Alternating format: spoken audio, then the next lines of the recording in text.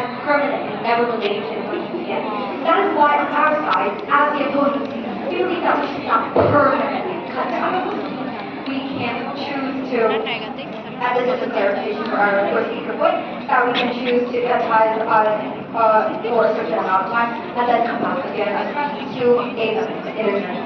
So a few rebuttals before my speech, their respective speaker told us that personal self is often influenced by others. On our side, we provide to you a piece of evidence that a research by UNIS found that peer pressure is unconscious doing. It's a conscious one, and we can control it. Therefore, we think that even if our personal self is controlled by others, we can still control it ourselves. It's not always something that is influenced without a factor controlling over it.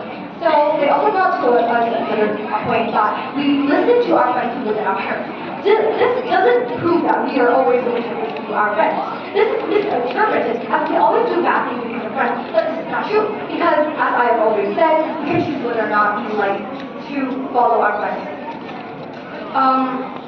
My argument states that we do not get changed by friends all the time. So problematic behaviors are problematic from the start. So as a friend, we are conscious. We know that our friends are problematic, and we choose whether or not to follow them, as I stated in my rebuttal. We can control which part of them that we are being exposed to. According to the article, the same article by UNIS Hanoi, peer pressure comes from two sides, and it is something that we can control. Therefore, we think that as long as there is one side coerces and the other side does not respond, we can still control whether or not we are being affected by the factor controlling ourselves. People who resort to problematic behaviors are not those who receive enough attention or love from their family. They do the same to others, like bullies.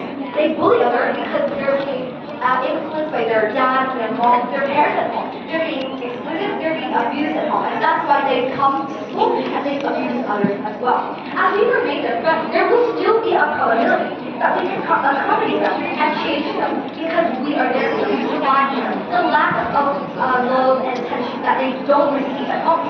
We are able to give them the attention that they lack from their own family. So, students who engage in test cheating are often those who can't study or have little ability to learn or to catch up with the lessons and understand the knowledge at school. So there is a study by Joanna Juan, a psychological professor, that lower grades often appear in those who have no friends, and higher grades, respectively, appear in those who have from one to over one friend. This study shows to you that these students regularly aren't able to catch up with studies, mainly coming from the fact that they don't have any friends to accompany them.